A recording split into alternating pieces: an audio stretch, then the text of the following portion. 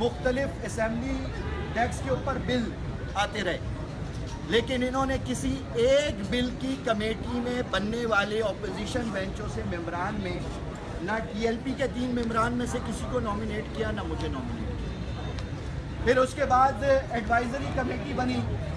Advisory committee کے اندر جب opposition جماعتوں میں سے ایک آدمی انہوں نے سب کا لیا، اسی طرح انہوں نے ٹی ایل پی کے پارلیمانی لیڈر مفتی قاسم فخری صاحب کو اور متحد لیا ہے۔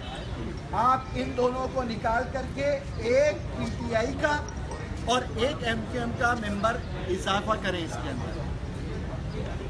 اس کے بعد مختلف فرائض میں اسٹینڈنگ کمیٹیوں کا مسئلہ ہوا، باقی چیزیں ہوئیں۔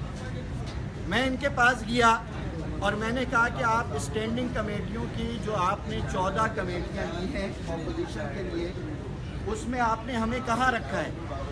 یہی بات مفتی قاسم فخری صاحب نے، تو انہوں نے فردوس شمیم نقوی صاحب نے یہ فرمایا کہ آپ کو ہم نہیں دیں گے۔